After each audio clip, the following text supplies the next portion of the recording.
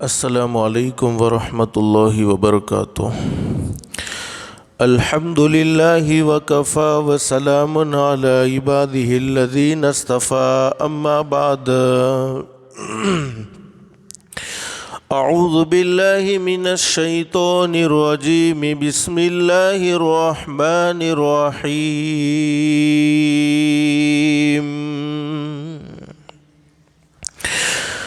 ثم لتسألن يومئذ عن النعيم۔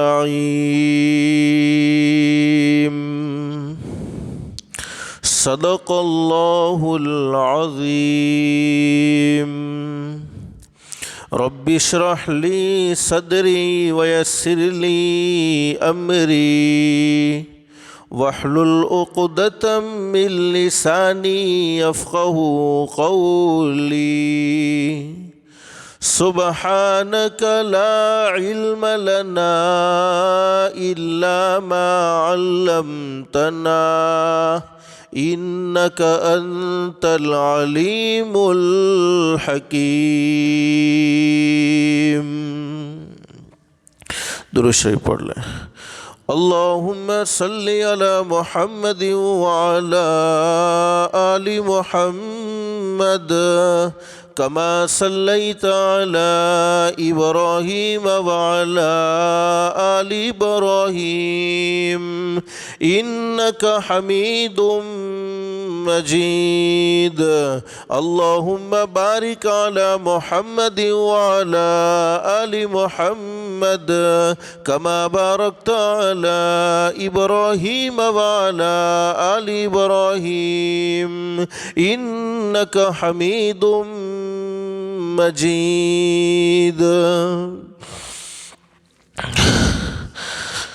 گرامی قدر علماء کرام، بزرگان محترم اور میرے پیارے دوستو، اللہ کا ہم سب پر بہت بڑا احسان اور بہت بڑا کرم ہے کہ اللہ نے ہم سب کو جمعہ کے مبارک دن میں تھوڑی دیر کے لیے اپنے گھر میں یعنی مسجد میں جمع فرمایا۔ دعا کرو اللہ ہم سب کے جمع ہونے کو قبول فرمائے۔ اور حدیث شریف میں حضرت اقدس نبی کریم صلی اللہ علیہ وسلم کا سچا ارشاد علی ہے، جمعہ کے دن ایک گھڑی ایسی ہوتی ہے، اس گھڑی میں کوئی بندہ اپنے پروردگار عالم سے جو بھی سوال کرے اللہ پاک اس کے سوال کو ضرور قبول فرماتے ہیں۔ اللہ سے دل سے دعا کر لو، اللہ تو نے اپنے فضل و کرم سے جیسے ہمیں مسجد میں جمع فرمایا، اللہ کے لیے کوئی مشکل نہیں، اللہ ہم سب کو جنت الفردوس میں بھی جمع فرمائے۔ حدیث شریف میں حضرت اقدس نبی کریم صلی اللہ علیہ وسلم کا ارشاد علی ہے، جمعہ کا دن عید الفطر اور عید الاضحیٰ سے بھی بڑھ کر ہے، بلکہ ایک حدیث شریف میں فرمایا نبی کریم صلی اللہ علیہ وسلم نے، میرے امتیوں، حدیث کے بیان کرنے والے حضرت ابو ہریرہ رضی اللہ تعالیٰ عنہ فرماتے ہیں، نبی کریم صلی اللہ علیہ وسلم نے ارشاد فرمایا، میرے امتیوں جتنا ہو سکے جمعہ کے دن نیکی کے کام زیادہ کرتے رہو، جتنا ہو سکے جمعہ کے دن بھلائی کے کام زیادہ کرتے رہو، اس لیے کہ جمعہ کے دن نیک اعمال کا ثواب، نیک اعمال کا اجر جمعہ کے دن کا بڑھا دیا جاتا ہے۔ حدیث شریف میں موجود ہے، حضرت اقدس نبی کریم صلی اللہ علیہ وسلم نے ارشاد فرمایا، جمعہ کے دن کی 2 رکعت نماز باقی دنوں کی 1000 رکعت نماز سے افضل ہے، اور جمعہ کے دن کی 1 تسبیح باقی دنوں کی 1000 تسبیح سے افضل ہے۔ جمعہ کے دن 1 روپیہ خیرات، 1 روپیہ صدقہ کرنا باقی دنوں میں 1000 روپیے صدقے کرنے سے بھی بہتر ہے۔ اللہ ہم سب کو جمعہ کے دن کی بھی قدردانی کی توفیق نصیب فرمائے، اور زندگی کی ہر گھڑی کی اللہ پاک ہم سب کو قدردانی کی توفیق نصیب فرمائے۔ میں نے قرآن کریم کی جس آیت کریمہ کو آپ کے سامنے پڑھا ہے، اس آیت کریمہ میں اللہ پاک نے ہمیں پیغام دیا، دنیا کی مختصر سی زندگی میں اللہ پاک نے ہم سب کو بے شمار نعمتوں سے نوازا، کہو بے شک۔ اور قرآن کریم میں اللہ خود فرماتے، ان تعدوا نعمت اللہ لا تحصوها، اللہ فرماتے میرے بندو، میری طرف سے ملنے والی نعمتوں کو اگر تم گننا چاہو تو گن نہیں سکتے، شمار کرنا چاہو تو شمار نہیں کر سکتے۔ جیسے आसमान का एक एक सितारा अल्लाह की नेमत है। कोई सितारों को गिनना चाहे तो बोलो नहीं गिन सकता। बारिश का एक एक कतरा अल्लाह की नेमत है। कोई बारिश के कतरात को गिनना चाहे तो नहीं गिन सकता।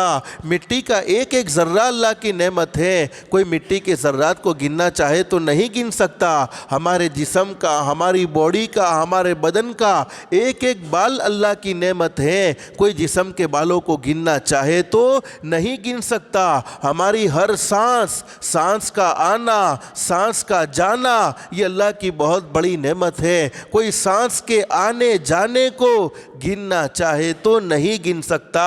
अल-गर्ज़, अल्लाह ने हम पर बेशुमार एहसानात किए हैं, बेशुमार नेमतों से नवाजा है। लेकिन कुरान करीम में अल्लाह रब्बुल आलमीन फरमाते हैं, नेमतें देने के बाद एक कायदा जिक्र फरमाते हैं, लइन शकरतुम लज़ीदन्नकुम।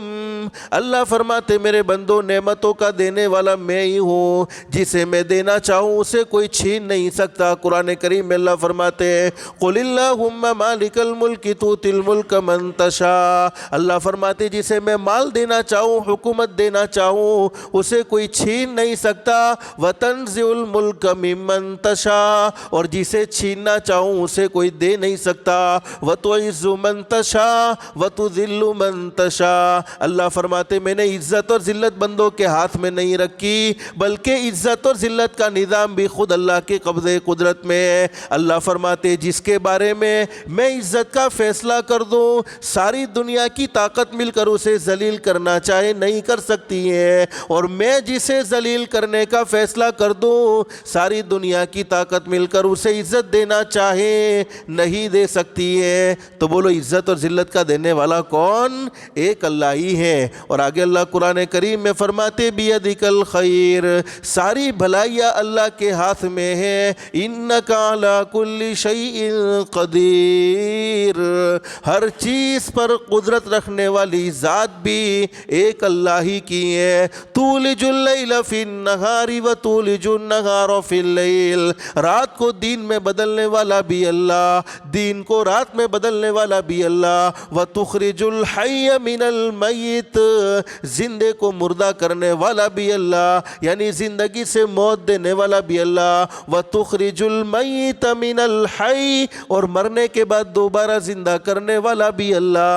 व तर्ज़ुक़ु मन तशाउ बिग़ैरि हिसाब, अल्लाह फरमाते जिसे मैं चाहता हूँ हलाल पाकीज़ा रोज़ी बग़ैर हिसाब व किताब के नसीब कर देता हूँ। तो बोलो रोज़ी देने वाला भी कौन? एक अल्लाह ही है। अब कुरान करीम में अल्लाह रब्बुल आलमीन नेमतों को देने के बाद इरशाद फरमाते हैं, लइन शकरतुम लज़ीदन्नकुम। अल्लाह फरमाते मेरे बंदो मेरी तरफ से नेमतें मिली हैं, उन नेमतों की तुम कदर करते रहोगे, उन नेमतों का तुम शुक्र अदा करते रहोगे तो नेमतें बढ़ती चली जाएगी। और वलइन कफ़रतुम, अगर मेरी नेमतों की तुमने नाकदरी की, मेरी नेमतों का तुमने हक अदा न किया, अल्लाह फरमाते इन्ना अज़ाबी लशदीद, फिर मेरा अज़ाब भी बड़ा सख्त है। कुरान करीम में फरमाते हमने दुनिया में इंसानों को बहुत सी नेमतें दी हैं, बल्कि हर मखलूक को नेमत से नवाजा है। अब उस नेमत के बारे में सवाल होने वाला है, सुम्मा लतुसअलुन्ना यौमइज़िन अनिन नईम। ईमान अल्लाह की बहुत बड़ी नेमत, उसके बारे में सवाल होगा। मुसलमान बनकर तुमने मुसलमानी का हक अदा किया कि नहीं किया, ईमान की कदरदानी की कि नहीं की, ज़िंदगी दी, ज़िंदगी के बारे में सवाल होगा कि ज़िंदगी किस मकसद में गुजारी है। अल्लाह पाक ने मकसद समझाया था।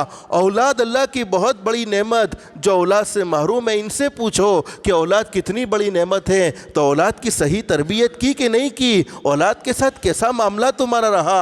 अरे तुमने उसको दुनिया की तालीम के पीछे लगाया, दीन की तालीम से वाकिफ़ किया कि न किया। इसी तरीके से मेरे भाइयों, माल भी अल्लाह की बहुत बड़ी नेमत है, तो उस माल का तुमने क्या हक अदा किया। न हम अपनी जान के मालिक हैं, न हम अपने माल के मालिक हैं, बल्कि सब कुछ देने वाला एक अल्लाह ही है। अल्लाह रब्बुल आलमीन तमाम تمام کی تمام نعمتوں کے بارے میں کل ہم سے پوچھنے والے ہیں کہ ان نعمتوں کا تم نے کیا حق ادا کیا۔ میرے بھائیوں، چونکہ جمعہ کا مختصر سا وقت ہے، حدیث شریف میں حضرت اقدس نبی کریم صلی اللہ علیہ وسلم کا ارشاد علی ہے، دنیا کی مختصر سی زندگی میں سمجھدار آدمی، آج میرے پیاروں ہم دنیا کی زندگی تکلیفوں میں گزار رہے ہیں، مصیبتوں میں گزار رہے ہیں۔ حقیقت یہ ہے کہ یہ تکلیفیں اور یہ مصیبتیں ہمارے اعمال کا نتیجہ ہیں کہ ہم اپنے مسلمان ہونے کو بھولے، اللہ کی نعمتوں کا ہم نے شکر ادا نہ کیا۔ زندگی اللہ کی بہت بڑی نعمت تھی، مال اللہ کی بہت بڑی نعمت تھی، اولاد اللہ کی بہت بڑی نعمت تھی، ہم اللہ کے احسانات کو بھول کر زندگی گزارتے ہیں، جس کے نتیجے میں ہم نے تکلیفیں اٹھائی ہیں۔ تو آج سے ہم سب کو طے کرنا ہے، اللہ کی نعمتوں کی ہم قدر کریں گے انشاءاللہ، اور اللہ کی نعمتوں پر شکر گزار بنیں گے انشاءاللہ۔ اب ایمان اللہ کی بہت بڑی نعمت، لیکن آج مسلمانوں کا حال یہ ہے، ہم نے دنیا سے کئیوں کو جاتے ہوئے دیکھا، کوئی معمولی کھانسی میں دنیا سے چلا گیا، کوئی معمولی بخار میں دنیا سے چلا گیا، کوئی معمولی سردی میں دنیا سے چلا گیا، حالانکہ ہم نے سوچا تک نہیں تھا کہ فلانا آدمی دنیا سے چلا جائے گا، فلانے کا انتقال ہو جائے گا۔ اس کے باوجود مسلمانوں کا حال یہ ہے، مسلمانوں کا حال یہ ہے کہ ہم فجر کی نماز میں کسی مسلمان کے محلے سے گزرتے ہیں تو یہ فیصلہ بڑا مشکل معلوم ہوتا ہے کہ ہم کسی مسلمان کے محلے سے گزرے ہیں یا کسی غیر کے محلے سے گزرے ہیں۔ تو یہ تکلیفیں، یہ مصیبتیں اللہ کو ناراض کرنے کا نتیجہ ہوتا ہے۔ ہم اللہ کی نعمت کو بھول گئے کہ اللہ نے ہمیں مسلمان بنایا تھا، ایمان والے کے گھر میں پیدا کیا تھا۔ ایمان والے مرد کی کیا ذمہ داری تھی، ایمان والی عورت کی کیا ذمہ داری تھی، ہم اپنے مومن ہونے کو بھولے، جس کے نتیجے میں حالات پیدا ہوئے۔ اسی لیے اللہ قرآن کریم میں فرماتے ہیں، ما اصابکم من مصیبت فبما کسبت ایدیکم ویعفو عن کثیر۔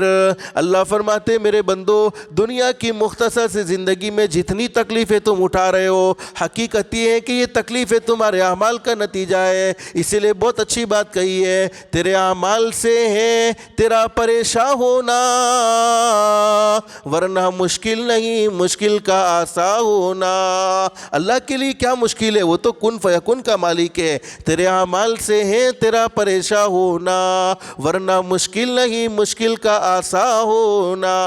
پورے عالم پہ حکومت ہو تیری اے مسلم، تو سمجھ جائے اگر اپنا مسلمان ہونا۔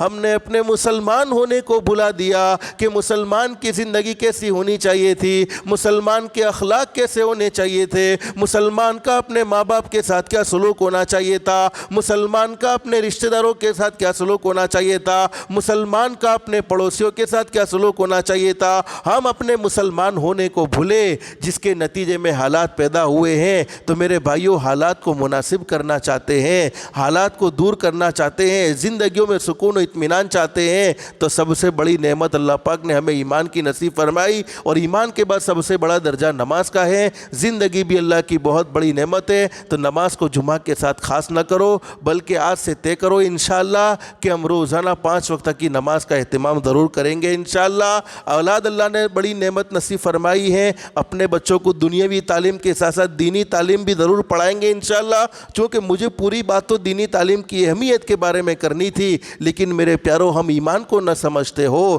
تو دوسرے اعمال کو ہم کیا سمجھیں گے۔ اللہ ہم سب کو ایمان کی قدردانی کی توفیق نصیب فرمائے۔ اور میرے بھائیو، زندگی بھی اللہ کی بہت بڑی نعمت ہے، تو زندگی کا جو مقصد اللہ پاک نے ہمیں قرآن کریم میں سمجھایا، اس مقصد کے تحت ہم اپنی زندگی گزاریں گے انشاءاللہ۔ اللہ سے دل سے دعا کر لو، اللہ ہماری دنیا بھی بہتر سے بہتر بنائے، آخرت بھی بہتر سے بہتر بنائے، اللہ کے احکام کے مطابق حضرت نبی کریم صلی اللہ علیہ وسلم کے طریقے کے مطابق زندگی گزارنے کی توفیق و سعادت نصیب فرمائے۔ جمعہ کا مبارک دن ہمارے نبی حضرت محمد الرسول اللہ صلی اللہ علیہ وسلم کے احسانات اتنے ہیں کہ ان کو گننا چاہے تو گن نہ سکے، شمار کرنا چاہے تو شمار نہ کر سکے، تو جتنا بھی ہو سکے درود پاک کی بھی کثرت کرتے رہیں گے انشاءاللہ۔ اللہ ہم سب کو کثرت سے درود پاک کا بھی اہتمام کی توفیق نصیب فرمائے۔ اللہ ہم سب کو کہنے سننے سے زیادہ اخلاص، استخلاص اور استقامت کے ساتھ عمل کی توفیق نصیب فرمائے۔ آمین یا رب العالمین۔ وآخر دعوانا ان الحمد للہ رب العالمین۔